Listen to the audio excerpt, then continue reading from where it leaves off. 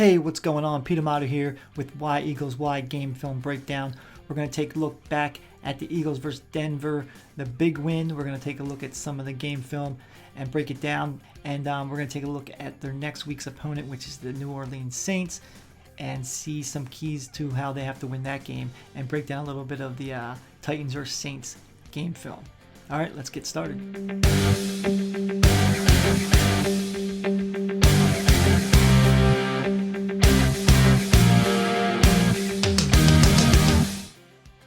So week 10 was a great week for the Eagles. You saw a lot of good things happening. You saw a lot of things they could still improve on. One thing I really liked that I saw this week was the play by starting quarterback Jalen Hurts.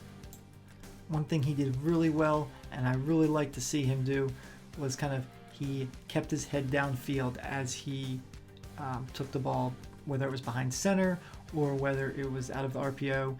He did one thing that I have been killing him all season long, is kept his head downfield, didn't panic, and got rid of the ball to the right receiver, which shows to me that he is seeing the field a little better. Here's a good example of him keeping his head downfield.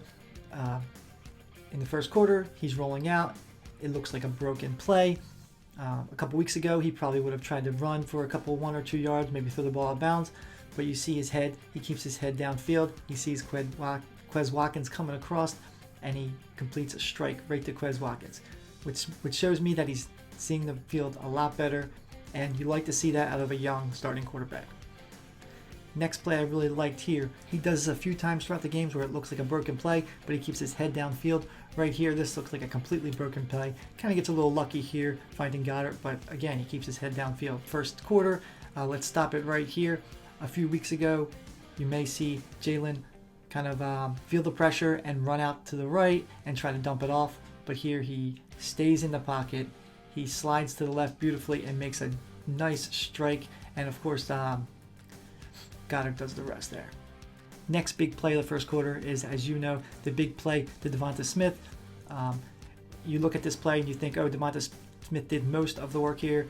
But what I really liked about what Jalen Hurts did here a few weeks ago, again, I feel like he would have maybe pulled the ball down and ran, or just dumped it off to one of his checkdowns.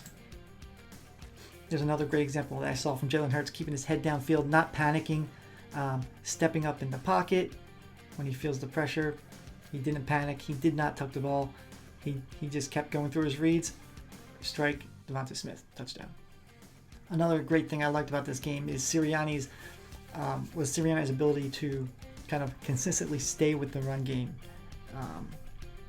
It wasn't hard to, obviously, because it was pretty successful from the jump, but the Denver Broncos are a lot better run defense than the Chargers. But he had a new game plan, he went with it, he stayed with it, and I feel like it worked out well for the Eagles. Not counting Jalen Hurts' rushes, it was perfectly 50%, 23 rushes from the running backs, 23 pass plays, and that is the definition of a balanced offense.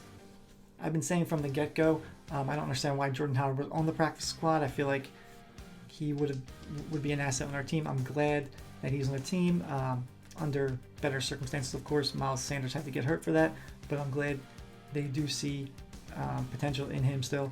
I always thought he was a good running back. I thought he had a little more juice left in the tank, and it shows that he does these last couple of weeks. This is, in my opinion, Jalen Hurts' best game of the season so far. It may not be in his best numbers, but seeing him being able to excel under center without having to tuck the ball and run, seeing him go through his progressions, and seeing him kind of grow as a quarterback, and you really like to see that. Let's take a little look at some of the Saints, some of the game film of the Saints-Titans play. The Saints are very similar to us as far as the way they play offense. They do RPO. You really don't know who's going to be the quarterback, whether it's Simeon or whether it's Tavon Hill. Either way, it doesn't really matter. Tavon Hill has mobility. Simeon does the RPO just as good as him. But one thing you can't do against this Saints team is play a weak defense off of the wide receivers. As you can see how far they are playing off of the wide receivers and the tight ends here. And when you do that, you make it easy on the Saints. If the Saints aren't the greatest offensive team, but they've shown you this year that they can make plays, and if you're going to give them that much space, they're going to make those plays. And here's another example of it here, how far the Titans were playing off here. If there's one guy, in my opinion, that we need to kind of watch out for, it is Callaway. Out of second season, number one. He's number one wide receiver for the Saints.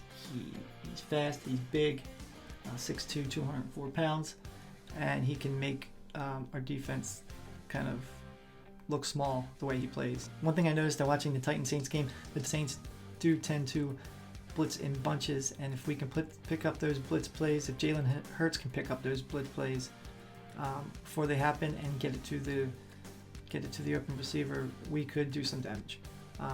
You see it a few times here where Tannehill does read the blitz nicely.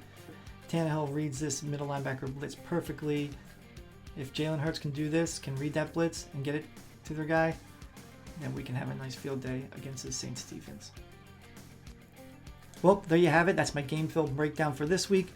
I hope you enjoyed the video. We'll see you in week 11, and hopefully the Eagles have another win.